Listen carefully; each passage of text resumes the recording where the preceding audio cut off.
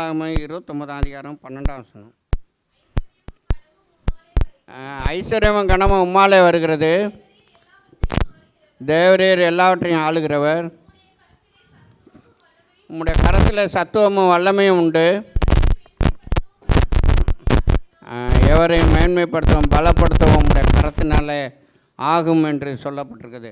அன்பு தேவனுடைய பிள்ளைகளை, முதலாவதாக இந்த வசனத்தில் நம்முடைய தேவன் எப்படிப்பட்ட தேவன் என்பதை குறித்து இதிலே சொல்லப்பட்டிருப்பதை நம்ம நன்றாக அறியலாம்.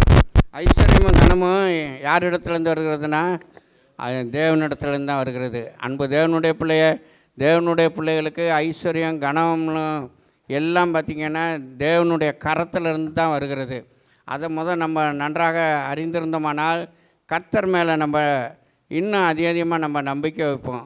கர்த்தர் மேலே நம்பிக்கையை விட்டு மற்றவங்க மேலே நம்ம வைப்பது நிமித்தம்தான் நமக்கு ஐஸ்வர்யமும் கிடைப்பதில்லை, அதே நேரத்தில் கனமும் கிடைப்பதில்லை. நீ பாருங்கள், உலக பிரகாரமானவர்கள் ஐஸ்வர்யம் கனம் பெற்றுக்கொள்வதற்காக என்னென்ன காரியங்களெல்லாம் குறுக்கோளில் அநேக காரியங்களெல்லாம் செய்கிறார்கள். ஆனால் அவர்களால் பெற்றுக்கொள்ள முடியவில்லை. ஆனாலும் தேவன் பார்த்திங்கன்னா தம்முடைய பிள்ளைகளுக்கு ஐஸ்வர்யத்தையும் கனத்தையும் பார்த்திங்கன்னா தேவன் தருகிறார். இதை நன்றாக அனுபவித்ததான இதை சொல்கிறது யாருன்னா தாவீது பார்த்திங்கன்னா தன்னுடைய அனுபவத்திலேருந்து சொல்கிறார். தாவீது பாருங்கள், ஆடு மேய்ப்பவனாக காணப்பட்ட தாவீது அரசனாக உயர்த்தப்பட்டு அவன் பாருங்கள் எவ்வளோ தூரத்துக்கு அவன் ஆசீர்வதிக்கப்பட்டிருந்தான். அது எல்லாம் எப்படி வந்துச்சுன்னா அந்த கனம் ஐஸ்வர்யம் எல்லாம் வந்ததுக்கு என்னென்னா அவர் தான் காரணம் என்று அவர் சொல்லுவதை நன்றாக அறியலாம். அன்பு தேவனுடைய பிள்ளை, இரண்டாவதாக அவர் சொல்கிறாரு, தேவரீர் சகலவற்றையும் ஆளுகிறவர் என்று, எல்லாவற்றையும் ஆளுகிறவர் என்று சொல்லப்பட்டிருக்குது. கடந்த நாட்களில் கூட நம்முடைய தேவன் ஆளுகையின் தேவன் என்பதை குறித்து நம்ம பார்த்தோம்.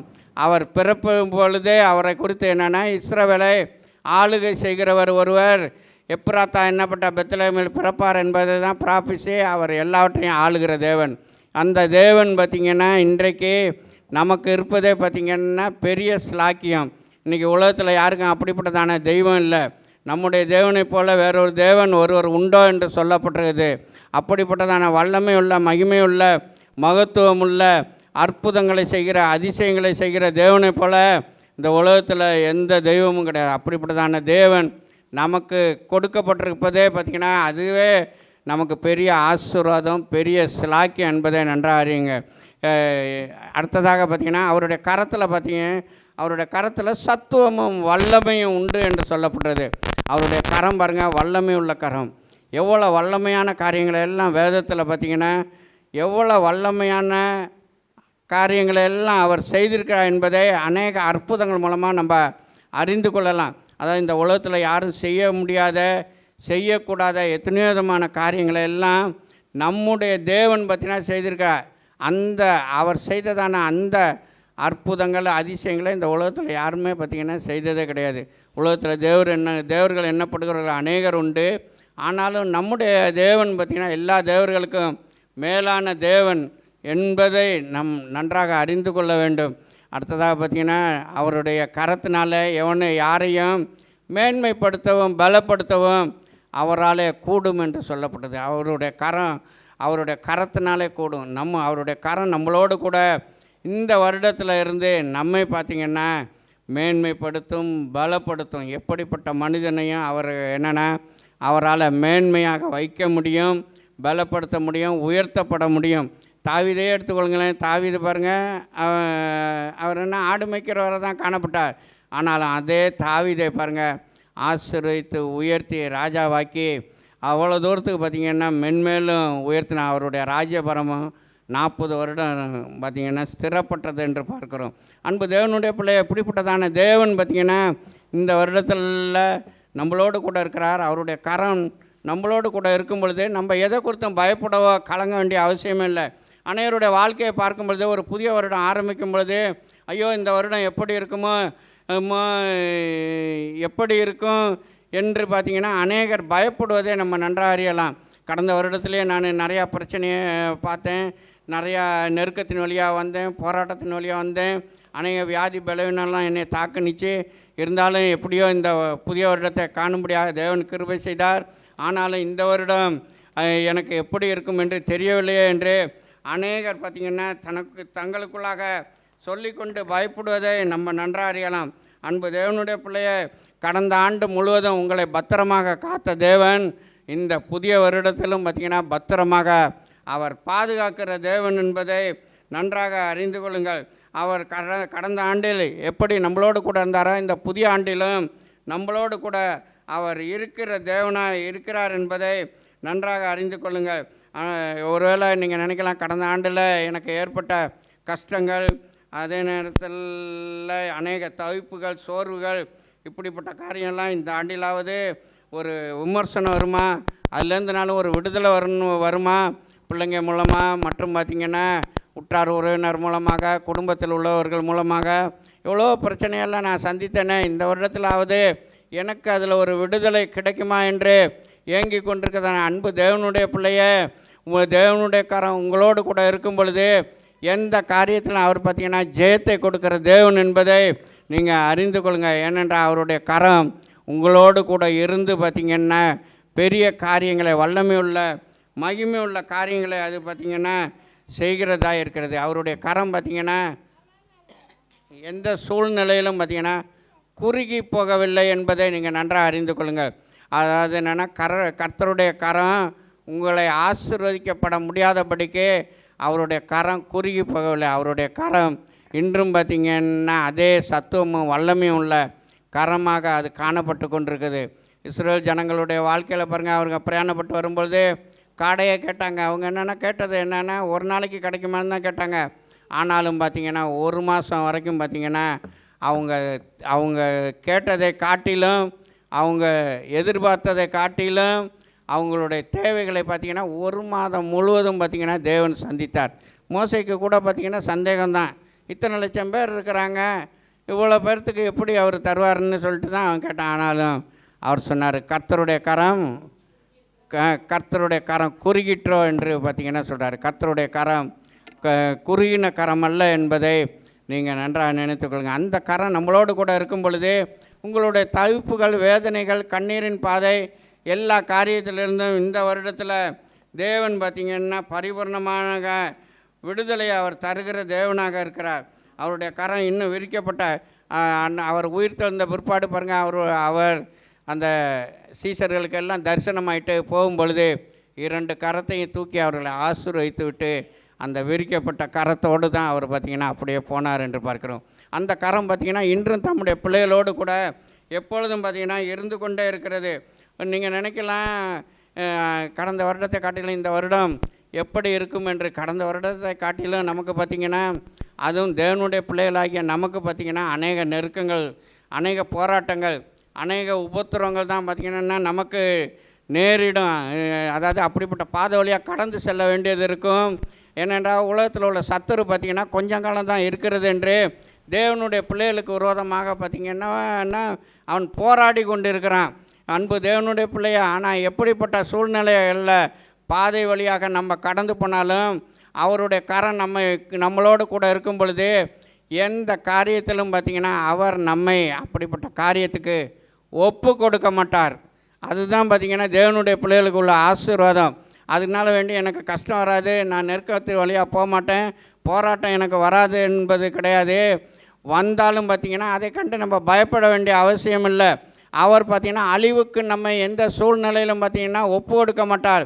சத்துரு நம்மை அழிப்பதற்கு தான் இன்றைய சூழ்நிலையில் வகை தேடி கொண்டிருக்கிறான். கடந்த வருடத்தை காட்டிலும் இந்த வருடத்தில் பாருங்கள் அநேக விதமான அழிவுகள் இருக்கும். பயங்கரமான அழிவுகள் எல்லாம் பார்த்திங்கன்னா இயற்கையின் அழிவுகளே இருக்கும். அது எல்லாம் என்னென்னா தேவனுடைய கோபாக்கினை நிமித்தம்தான். அப்படியாவது நமக்கு எதிராக எழும்புகிறதான சத்துரு என்னென்னா, அதாவது சத்துரு கிரியை செய்கிறவர்கள் அப்படினாலும் பார்த்து தங்களுடைய பாதைகளை திருத்துவார்களா என்பதற்காக சில காரியங்களை பார்த்திங்கன்னா தேவன் தேசத்தில் பார்த்திங்கன்னா சம்பவிக்க செய்வார். ஆனாலும் அதை கண்டு நமக்கு பக்கத்தில் எல்லா வரைக்கும் கூட வரலாம், ஆனால் நமக்கு வராது. அன்பு தேவனுடைய பிள்ளைய, நமக்கு நம்முடைய தேவனுடைய கரம் நம்மளோடு கூட இருக்கிறது என்ற அந்த விசுவாசத்தோடு நீங்கள் இருக்கும் பொழுது எந்த சூழ்நிலையில் நம்ம பயப்பட வேண்டியதான அவசியமே இல்லை. அந்த கரத்தை குறித்து தாவீது நன்றாக அறிந்தது நிமித்தம்தான் சங்கீதம் 18ஆம் சங்கீதம் 35ஆம் வசனத்தில் அவர் சொல்கிறார், உமது வலது கரம் என்னை தாங்குகிறது, உம்முடைய காருண்யம் என்னை பெரியவனாக்கும் என்று சொல்லுவதை நம்ம நன்றாக அறியலாம். அவருடைய கரம் நம்மளோடு கூட இருக்கும் பொழுது அது பார்த்திங்கன்னா தாங்குகிற கரம்.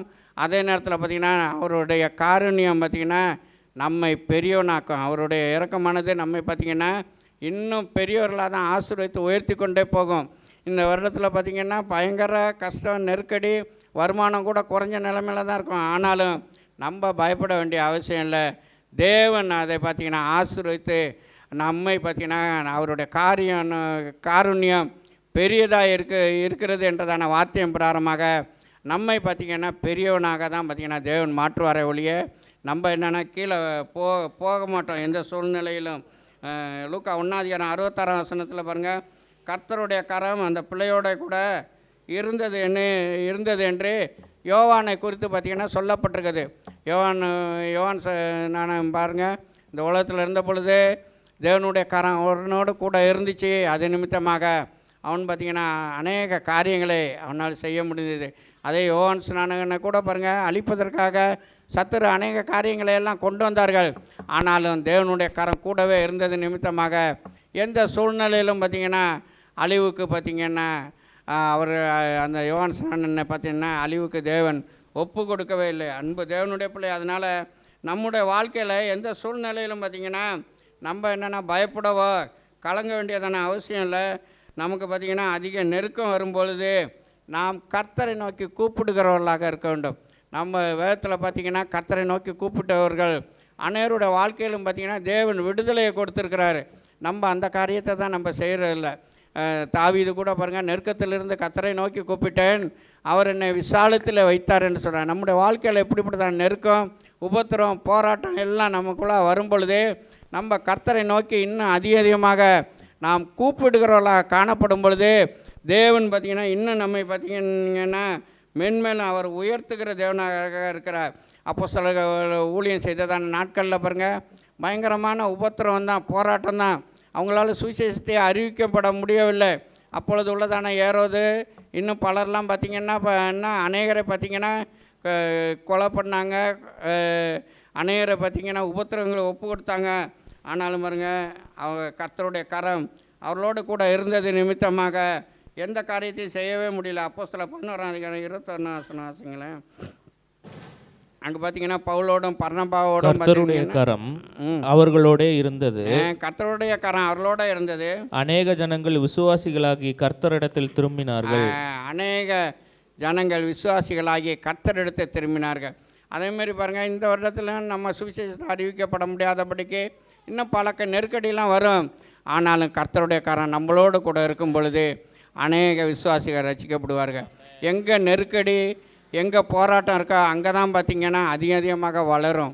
எவ்வளோக்கெவ்வளவு பாருங்கள், இஸ்ரேல் ஜனங்களை எவ்வளோக்கெவ்வளவு நெருக்கினார்களோ, எவ்வளோக்கெவ்வளவு உபத்திரவப்படுத்தினார்களோ, எவ்வளோக்கெவ்வளவு அவர்களுக்கு எவ்வளவு இடைஞ்சலை பார்வோன் மூலமாக கொடுக்க முடியுமோ கொடுத்தார்களோ அவ்வளோக்கவ்வளவு அவர்கள் பெருகினார்கள் என்று பார்க்கிறோம். அன்பு தேவனுடைய பிள்ளைய, ஏன் காரணம் என்னென்னா அந்த இஸ்ரேல் ஜனங்களோடு கூட தேவனுடைய கரம் இருந்தது நிமித்தமாக எவ்வளோக்கவ்வளவு நெருக்கப்பட்டார்களோ, ஒடுக்கப்பட்டார்களோ அவ்வளோக்கவ்வளவு பார்த்திங்கன்னா பெருகினார்கள் என்று பார்க்கிறோம். அதனால் நம்முடைய வாழ்க்கையில் எந்த சூழ்நிலையிலும் பார்த்திங்கன்னா கர்த்தருடைய கரத்தை விட்டு நம்ம எந்த சூழ்நிலையிலும் நம்ம போக வேண்டாம். அநேகர் பாருங்கள், ஆண்டவர் உயர்த்த வேண்டும் என்று அநேகர் விரும்புகிறார்கள், வாஞ்சிக்கிறார்கள், அநேக காரியங்களை செய்கிறார்கள். ஆனாலும் பார்த்திங்கன்னா கர்த்தரை நோக்கி கூப்பிடுகிறதில் பார்த்திங்கன்னா மிகவும் குறைவு. அதே நேரத்தில் பார்த்திங்கன்னா அவர் உயர்த்தும் வரை பார்த்திங்கன்னா அவருடைய கரத்துக்குள்ளாக அடங்கி இருப்பதற்கு பார்த்திங்கன்னா விருப்பம் கிடையாது. ஆனால் வேதவசனம் என்ன சொல்லுது? ஏற்ற காலத்தில் அவர் உங்களை உயர்த்தும்படிக்கு அவருடைய பலத்த கரத்துக்குள் அடங்கி இருங்கள் என்று பார்த்திங்கன்னா வேதவசனம் சொல்கிறது. அதனால் நம்ம பார்த்திங்கன்னா கர்த்தருடைய கரத்துக்குள்ளாக இருந்தோன்னா ஏற்ற காலத்தில் ஏற்ற நேரத்தில் நீங்கள் ஒருவேளை நினைக்கலாம், பிரதர் கூட பாருங்கள் ஒரு சிம் நேரத்தில் சொன்னார், அதாவது இதுவரைக்கும் என்னென்ன காரியம் எல்லாம் உங்களோட வாழ்க்கையில் நடைபெறாமல் இருந்துச்சு அந்த காரியம்லாம் இந்த வருடத்தில் நடக்கும் என்று. அன்பு தேவனுடைய பிள்ளைய, அதே வார்த்தையை நானும் தான் சொல்கிறேன். இந்த வார்த்தை என்னென்ன காரியம் எல்லாம் நீங்கள் எதிர்பார்த்து சோர்ந்து போய் உங்களோட வாழ்க்கையில் குடும்பத்தில் நடைபெறாமல் இருந்துச்சு அந்த காரியம் எல்லாம் இந்த வருடத்தில் தேவன் பார்த்திங்கன்னா எல்லாவற்றையுமே நிறைவேற்றுவார். ஆனால் நம்ம கர்த்தருடைய கரத்துக்குள்ளாக நம்ம இருக்கிறவர்களாக காணப்படணும். நாம் கர்த்தருடைய கரத்தை விட்டு அவர் ஏற்ற காலத்தில் அதெல்லாம் செய்யும் வரை நம்ம அவருடைய கரத்துக்குள்ளே நம்ம அடங்கி இருக்க வேண்டும். நம்ம என்ன நினைக்கிறோன்னா, வந்த உடனே எனக்கு அதை கிடச்சிடணும் இதை கிடச்சிடணும், நம்ம எதிர்பார்த்த காரியங்கள்லாம் சரி எதிர்பார்த்த காரியங்களெல்லாம் கொடுக்குற அளவுக்கு அவர் வல்லமை உள்ள தேவன். ஆனால் நம்மிடத்தில் எதிர்பார்த்த காரியங்களில் அவர் எதிர்பார்க்குற காரியங்களை நம்மளால் உடனே நம்ம அதை நிறைவேற்றுக்கிறோமா? அதில் நம்ம எவ்வளோ குறைவுள்ளவர்களாக காணப்படுகிறோம். அன்பு தேவனுடைய பிள்ளை, அதனால் வேண்டி நம்ம பாருங்கள், இந்த வருடத்தில் கர்த்தருடைய கரத்தின் நிழல் நம்மளோடு கூட எப்பொழுதுமே இருக்கும். அதை தான் ஏசாயால் அவர் சொல்கிறார். ஏசாயா 51 அதிகாரம் 16 வசனத்தில் ஆசிரியங்களேன், என் கரத்தின் நிழலினால் உன்னை நான் வானத்தை நிலைப்படுத்தி பூமியை அஸ்திபாரப்படுத்தி சீயோனை நோக்கி நீ என் ஜனம் என்று சொல்வதற்காக நான் என் வார்த்தையை உன் வாயிலே அருளி என் கரத்தின் நிழலினால் உன்னை மறைக்கிறேன் என்று. அதாவது அவருடைய கரம் நம்மளோடு கூட இருக்கும், கரத்தின் நிழல் நம்மளோடு கூட இருக்கும். அந்த நிழலுக்குள்ளாக நம்ம மறைக்கப்பட்ட நிலைமையில் காணப்படும் பொழுது எந்த சூழ்நிலையிலும் பார்த்திங்கன்னா எந்த சத்துரும் நம்ம பார்த்திங்கன்னா தொடவே முடியாது.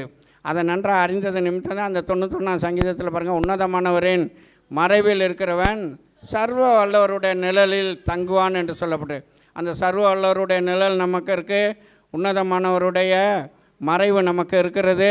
அதனால் நம்ம எதை குறித்தும் பார்த்திங்கன்னா கவலைப்பட வேண்டியதான அவசியம் இல்லை. அவருடைய வலது கரம் நம்மை தாங்குகிறது. அவருடைய கரத்தை குறித்து பார்த்திங்கன்னா வல்லமையான கரம் என்று சொல்லப்பட்டது, நீதியின் கரம் என்று சொல்லப்பட்டிருக்கிறது.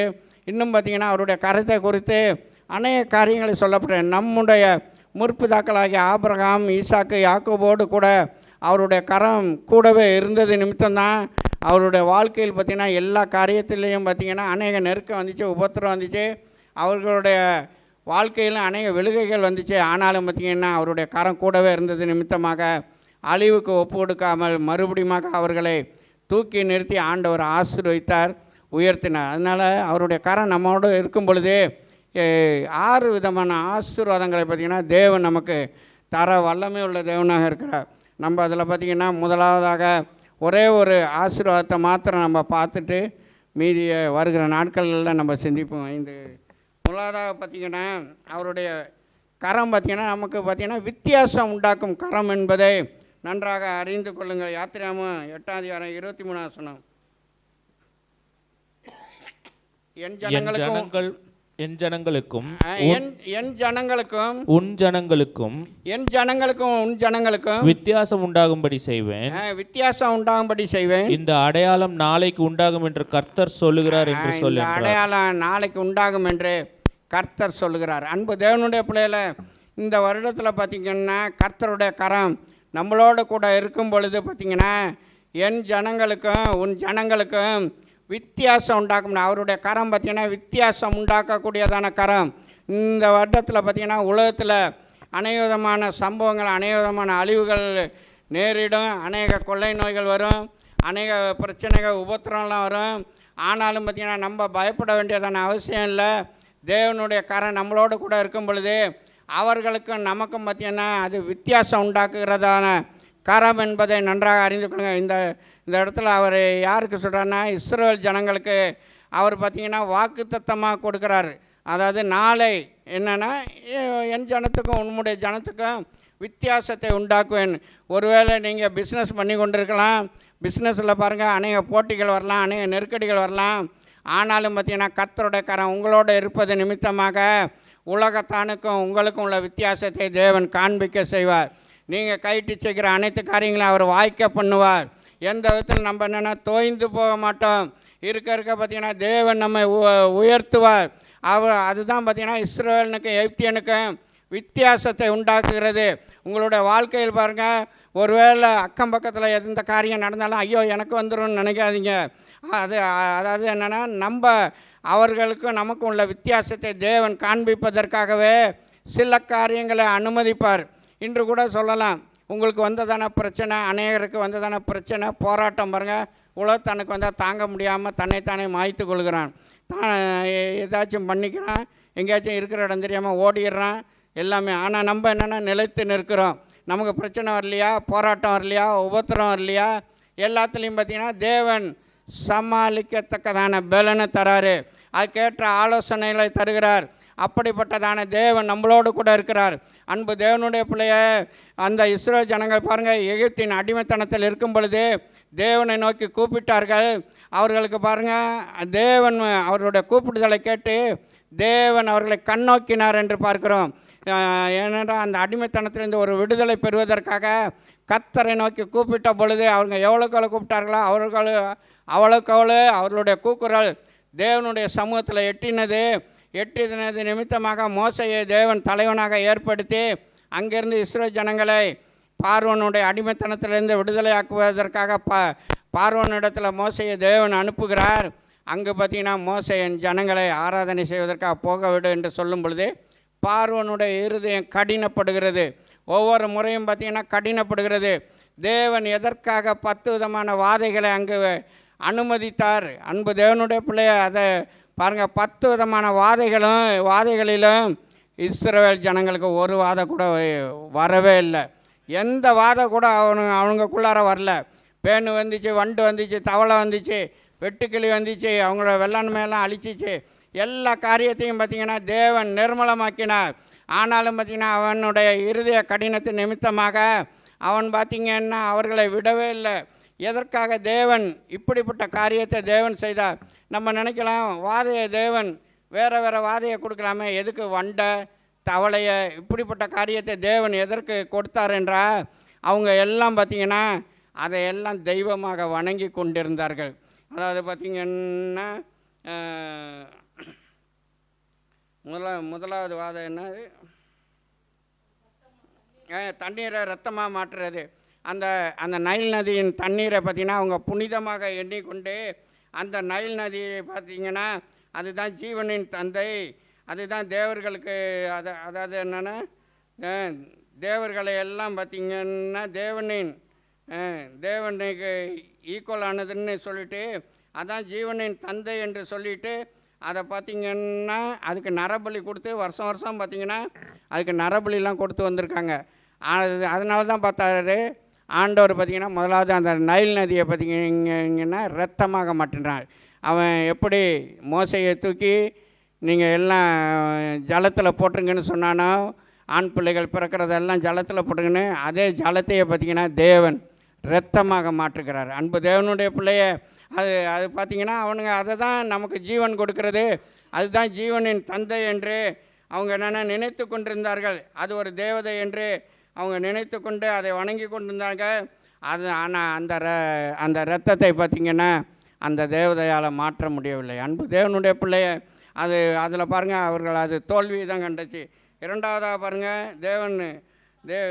தேவன் தவளைகளை திரளாய் பிறப்பிக்க வைத்தார். பிறப்பிக்க வைத்ததுக்கு பார்த்திங்கன்னா இப்போ பிதா என்றதான எகிப்தியரின் ஒரு தெய்வத்தை பார்த்திங்கன்னா அவங்க வணங்கி கொண்டிருந்தாங்க. அந்த தெய்வத்தினால அந்த தவளையெல்லாம் ஒன்றுமே பண்ண முடியல. அது பாருங்கள் எல்லாம் செயலிழந்து போனது. செயலிழந்ததெல்லாம் அவங்க எல்லாம் பார்ப்பதற்காக தான் தேவன் பார்த்திங்கன்னா இப்படிப்பட்ட காரியத்தை தேவன் அனுமதித்தார்.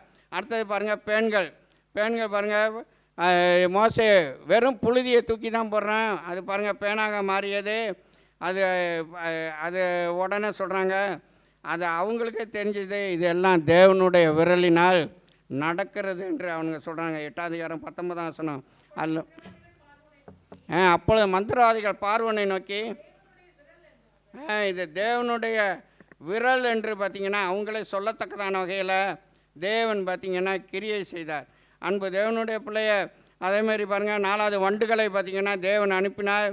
ஈக்கள் வண்டுகளின் தேவன் பார்த்திங்கன்னா அவன் என்னென்னா பேல்செபுல் என்றதான ஒரு தெய்வம் தான் ஈக்கள். இதுமாரி வண்டுக்கெல்லாம் அதுதான் பார்த்திங்கன்னா தெய்வம் என்று அதை அவங்க வணங்கி கொண்டிருந்தாங்க. அதனால தான் பார்த்திங்கன்னா அந்த வண்டுகளை பார்த்திங்கன்னா தேவன் அனுப்பினார். அந்த வண்டுகள் வந்த பொழுது பார்த்திங்கன்னா அவங்களால அதை ஒன்றுமே மேற்கொள்ளவே முடியல, அந்த தெய்வத்தினாலே அதை அழிக்கவே முடியல. அன்பு தேவனுடைய பிள்ளைய, இப்படிப்பட்ட காரியத்திலேருந்து அவங்க விடுதலை பெறுவதற்காக தான், அவங்க உணர்வதற்காக தான் பார்த்திங்கன்னா தேவன் அதை அனுமதித்தார். கொள்ளை நோயை பாருங்க, கொள்ளை நோய் வந்த பொழுது விலங்குகள் அனைத்தையும் பார்த்திங்கன்னா தேவன் பார்த்திங்கன்னா அழித்தார். அதே நேரத்தில் பார்த்திங்கன்னா கொள்ளை நோய் வரும் பொழுது அப்போவே அவர் ஒரு எச்சரிக்கையும் கொடுக்குறாரு. அதாவது என்னென்னா, இதுமாதிரி கொள்ளை நோய் வருது, அவன் ஆடு மாடெல்லாம் வெளியே விடாமல் இருந்தீங்கன்னா அதெல்லாம் தப்பு வைக்கப்படும்னு. அதை கேட்டு அதே எகிப்தியர்கள் யாரெல்லாம் தங்களுடைய ஆடு மாடுகளை வெளியே விடாமல் கட்டினாங்களோ அதெல்லாம் பாதுகாக்க தான் பட்டுச்சு. அவனுங்களாம் பாருங்கள் அந்த வார்த்தையை கீழ்ப்படிந்தாங்க. ஏன்னா நம்முடைய தெய்வத்தினால ஒன்றுமே பண்ண முடியலன்றது அவங்களுக்கு நன்றாக தெரியும். யாத்திரை 9ஆம் அதிகாரம் 20ஆம் வசனம் 21ஆம் வசனத்தில் பாருங்களேன், அதை சொல்கிறாரு. அவருடைய வார்த்தையை கேட்டு வெளியே விடாததெல்லாம் தப்பு வைக்கப்பட்டது. நான் இதே மாதிரி தான் தேவனுடைய வார்த்தையை கேட்டு இன்றைக்கும் பாருங்கள், அவங்க ரட்சிக்கப்பட்டவனோ ரட்சிக்கப்படாதவனோ தேவனுடைய வார்த்தையை கேட்டு அப்படியே கீழ்ப்படியும் பொழுது தேவன் அவர்களுக்காக கிரியை செய்கிற தேவனாக இருக்கிறார். அவருக்கு வர அழிவுலேருந்து கூட தேவன் பார்த்திங்கன்னா மாற்றி போடுகிற தேவனாக இருக்கிறார். ஆனால் அப்படிப்பட்ட தேவனுடைய வார்த்தையை கேட்டு நம்ம கீழ்ப்படுகிறோமா என்பதை இந்த கால வேளையில் நாம் சிந்திக்கிறவர்களாக இருக்க வேண்டும். அது பார்த்திங்கன்னா ஹைதர் என்றதான பசு தேவதை ஒன்று தான் பார்த்திங்கன்னா அவங்க என்னென்னா வணங்கி கொண்டிருந்தாங்க. அது ஏன்னா அந்த அந்த பசு தேவதை அந்த தெய்வம் தான் நமக்கு என்னென்னா தெய்வம்னு சொல்லிட்டு வணங்கி கொண்டிருந்தாங்க. ஆனால் அது எல்லாம் பார்த்திங்கன்னா கொள்ளை நோயில் அழிக்கப்பட்டுச்சு. அந்த தெய்வத்தினால் மீட்கப்பட முடியவில்லை. அடுத்தது பார்த்திங்கன்னா கொப்புளங்களை தேவன் வர வைத்தார். 6வதாக பாருங்கள், கைப்படி அளவு சாம்பலில் பாருங்கள் அவளை கொப்புளம் எல்லாத்துக்கும் பார்த்திங்கன்னா வந்துச்சு. அது பார்த்திங்கன்னா டைப்போன் என்ற தெய்வம் என்னென்னா தன்னை என்னென்னா காத்துக்கொள்ளுன்ட்டு அதுக்கெல்லாம் நரபலி கொடுத்து அந்த தெய்வத்துக்கெல்லாம் அப்படி வணங்கி கொண்டு இருந்தாங்க. ஆனால் அது பாருங்கள் எந்த கொப்புளத்தையும் குணமாக்க முடியல, எந்த கொப்புளத்தையும் வரவிடாமல் தடுக்கவும் முடியல. அன்பு தேவனுடைய பிள்ளைய பாருங்கள் வித்தியாசத்தை. அதே நேரத்தில் இந்த இதிலெல்லாம் பார்த்திங்கன்னா கோசேன் நாடு என்றதான இடத்துல இருக்கிறதான இஸ்ரேல் ஜனங்களுக்கு ஒன்றுமே வரல. அவனுக்கு கொப்புளம் வரல, பேனு வரல, தவளை வரல. நம்ம வீட்டுக்குள்ளார பாருங்கள் ஒரு தவளை வந்தால் நம்மளால் தாங்க முடியுதா? ஒரு போர்வேல ஒரு தவளை இருந்துட்டு நைட்டில் சவுண்டு கொடுக்குதுன்னு வச்சுக்கோங்க. போர்வேல வேண்டாம், வீட்டு மூளையில் இருந்து சவுண்டு கொடுத்தா அவ்வளோதான். அதிர்ந்து போய் அந்த தவளையை காலி பண்ணணும், இல்லாட்டி வெளியே விரட்டணும். ரெண்டில் ஏதாச்சும் ஒன்று. அதுக்கப்புறம் தான் நமக்கே தூக்கம் வருது. அவன் பாருங்க தவளையை திரளாகி பார்த்திங்கன்னா பிறப்பிக்கப்பட்டது என்று பார்க்குறோம். 7வதாக பாருங்கள், 7வது கல்மலையை பாருங்கள் தேவன் வரவிட்டார். கல்மலையை பெய்ய வச்சார். அது பாருங்கள் கோசேன் நாட்டில் அந்த கல்மலை பெய்யவே இல்லை. 9ஆம் அதிகாரம் 26ஆம் வசனம் பாருங்கள். இயற்கை தான். நம்ம நினைக்கலாம் அது எப்படி அங்கே பெய்கிற மழை இங்கே பெய்யலன்னு நம்ம நினைக்கலாம். சில நேரத்தில் பாருங்கள் அப்படி தான் ஆண்டவர் கிரியை செய்கிறாரு. இதே கல்மலை பாருங்கள் மேலேருந்து கல்மலை மாத்திரமல்ல அக்கினி கலந்த கல்மலை. அதில் பாருங்கள் அக்கினி தழலும் தான் அதோட சேர்ந்து விழுந்திருக்கு மேலேருந்து. அப்படி தான் வசனம் இருக்குது. வாசி பாருங்கள் கல்மலையோடு கலந்த அக்கினி அப்படின்னா எப்படி இருந்திருக்குன்னு பாருங்கள். அப்படியே அழிச்சிக்கிட்டே வர்றாரு கொஞ்சம் கொஞ்சமாக. அப்படின்னாலும் அவனுடைய இருதயம் கடினப்படாமல் தன்னுடைய ஜனங்களை விட்டுருவான்னு. இன்றைக்கும் ஒரு கூட்டம் பாருங்கள் நமக்கு எதிராக எழும்பிக்கிட்டு இருதயத்தை கடினப்படுத்தி கொண்டு தான் அநேக காரியங்களை செய்து கொண்டிருக்கிறாங்க. அவர்களுடைய அழிவை எல்லாம் இந்த வருடத்தில் நம்ம என்னென்னா காணப்போகிறோம். அன்பு தேவனுடைய பிள்ளைய இஸ்ரவேலுக்கு எகிப்தியனுக்கு வித்தியாசத்தை உண்டாக்கும் என்று சொன்னதான தேவன் இந்த வருடத்தில் பார்த்திங்கன்னா அப்படியாக நமக்காக வேண்டி அவர் பாருங்கள் வெளியரங்கமாகவே யுத்தம் பண்ணுவதை மற்ற ஜனங்கள் சாட்சி சொல்லத்தக்கதான வகையில் பார்த்திங்கன்னா தேவன் கிரியை செய்வார். அடுத்தாப்புல 8வது பாருங்கள் வெட்டுக்கிளிகளை பார்த்திங்கன்னா தேவன் அனுப்பினார். எகிப்தியர்கள் வணங்கி வந்ததான சராபிஸ் என்றதான ஒரு தெய்வம் தான் பார்த்திங்கன்னா வெட்டுக்கிளி. ஏன் வெட்டுக்கிளி இல்லாமல் வேறு எதையாச்சும் தேவன் அனுப்பக்கூடாதா? காரணம் என்னென்னா அவங்க என்னென்னா உணர்வடையணும். அதனால் ஒன்றுமே பண்ண முடியாது, செயலிழந்து போன இதுங்கன்னு சொல்லி தெரிய வைப்பதற்காக தான் தேவன் இப்படிப்பட்ட அவங்க எதை பின்பற்றினாங்களோ அதையே பாருங்கள் அவங்களுக்கு அதுவே அது கண்ணியாக பார்த்திங்கன்னா மாறிடுது என்று பார்க்குறோம். 9ஆம் அதிகாரம் 9ஆம் வசனத்தை பார்த்திங்கன்னா காரிருளில் பாருங்கள் 3 நாள் எவனுமே எங்கேயுமே போகல, உட்காந்த இடத்த விட்டு போகல. அவனுக்கு வெளியே வர்றதுக்கே பயம். இந்த காரிருள் மாத்திரமல்ல, அந்த காரிருளோட கூட அந்த நேரத்தில் பார்த்திங்கன்னா இந்த இரவு நேரங்களில் இந்த பிசாசும் பார்த்திங்கன்னா பயங்கர ஓலம் விடுமா, பயங்கர சத்தம் போடுமா. இஸ்ரவேலோட வரலாற்று புஸ்தகத்தில் அதை பார்த்திங்கன்னா சொல்லப்பட்டிருக்கான். அந்த காரிருள் வந்த நேரம் இவனுங்க அமைதியாக இருந்ததோடு மட்டும் இல்லாமல் இப்படி ஒரு சத்தம்னா எப்படி இருக்கும்? அவன் உட்கார்ந்த இடத்துலேருந்து பயமாக இருக்காது. என்னடா இது புதுசாக சத்தம் கேட்குதுன்னு அப்படி வேற இருந்துச்சான். அதை தான் பாருங்கள் தாவீது இந்த காரியத்தை குறித்து சங்கீதத்தில் சொல்லி கொண்டு வரும்பொழுது பாருங்கள் தீங்கு செய்யும் தூதர்களை அவர்களுக்குள்ளார அனுப்பினார்னு சொல்லுவான். 78ஆம் சங்கீதம் நினைக்கிறேன் பாருங்கள். 78ஆம் சங்கீதம் 43ஆம் வசனம். அதில் பாருங்களேன், எழுத்தில் தம்முடைய அடையாளங்களையும் 73ஆம் வசனம்.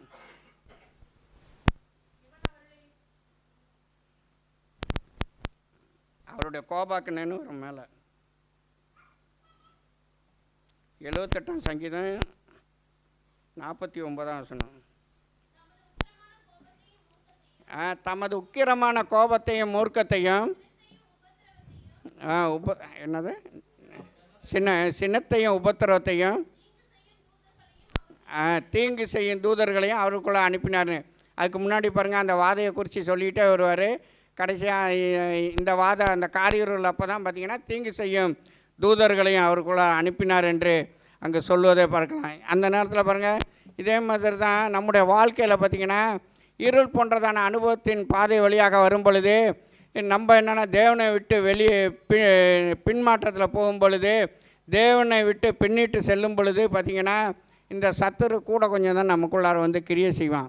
அவனோட வேலையாக தான், அதாவது என்னென்னா அரண்டவனுக்கு இருண்டதெல்லாம் பெயின்ற மாரி நம்ம அரண்டு போகிற நேரத்தில் தான் பார்த்திங்கன்னா இருட்டாக இருக்கிறதெல்லாம் பார்த்திங்கன்னா பார்க்குறதெல்லாம் பேயாக தான் நமக்கு தெரிஞ்சிகிட்டு இருக்கோம். இது மாதிரி தான் பார்த்திங்கன்னா சத்துரு அவனுக்குள்ளாரே பாருங்கள், அவனுங்க வணங்கி வந்த அந்த இதுக்குள்ளாரையே அந்த சத்துரு அதுமாரி வேலை கிரியை செய்தால் இன்னும் மற்றவர்களிடத்தில் எப்படி கிரியை செய்வான். 10ஆவதாக தான் பார்த்திங்கன்னா தலைப்பிள்ளை சங்காரம். பாருங்கள், தலைப்பிள்ளை அதாவது என்னென்னா மோசைக்கு நல்லா தெரியும். பாருங்கள், காரியர்களுக்கு அப்புறம் மோசை என்னென்னா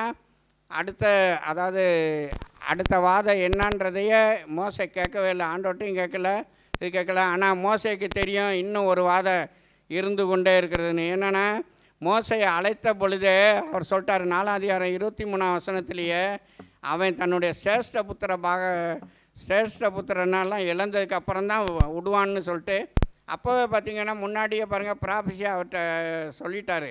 பார்த்தீங்கன்னா யாத்திரை 4ஆம் அதிகாரம் எனக்கு ஆராதனை செய்யும்படி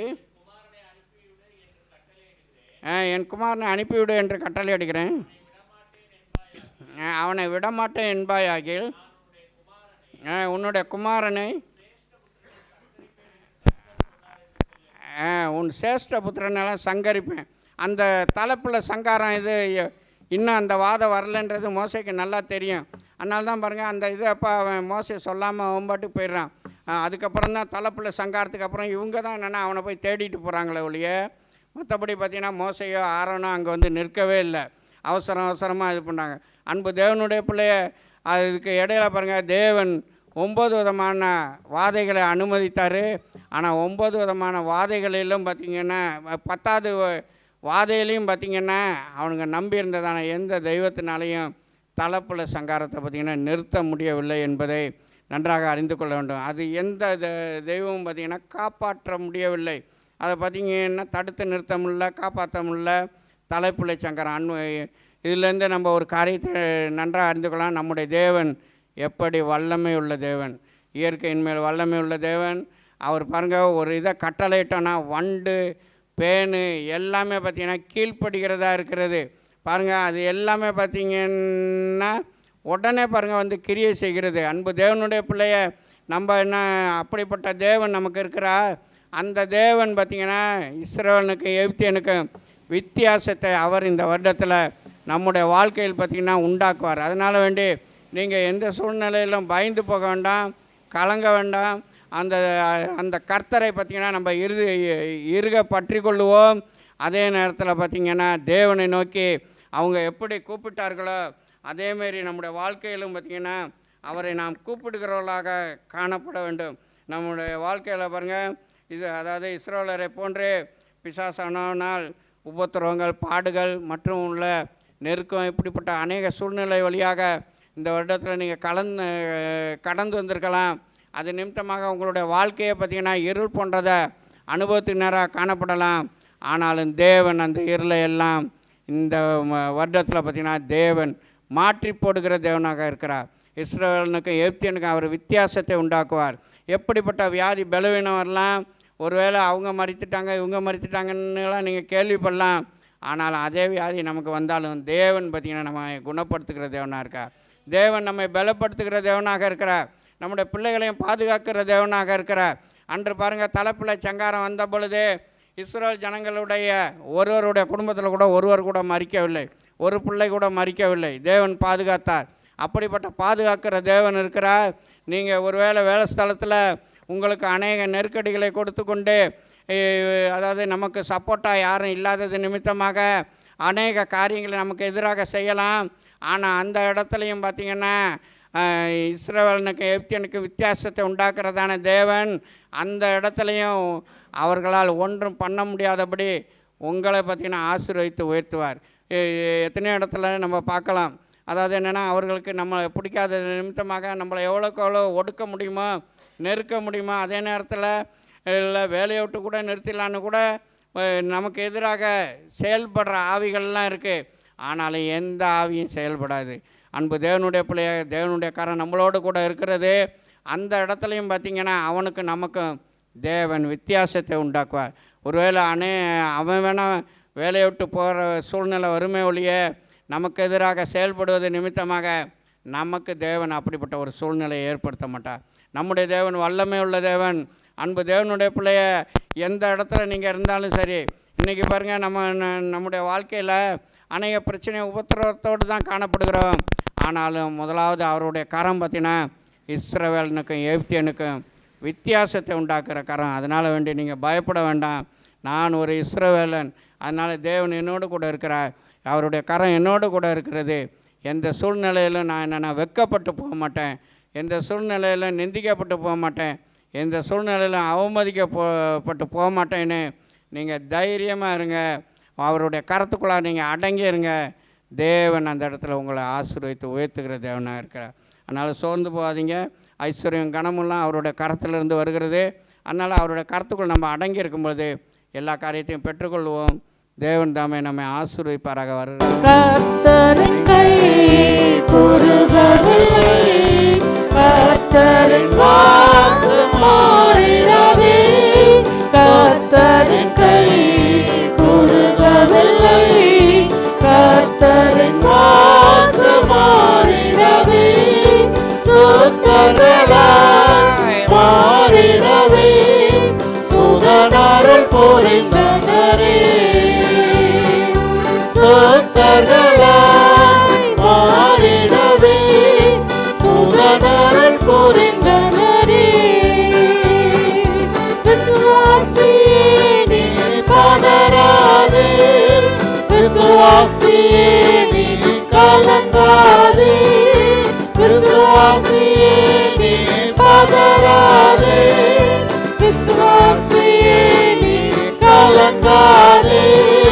விசுவாசத்தால்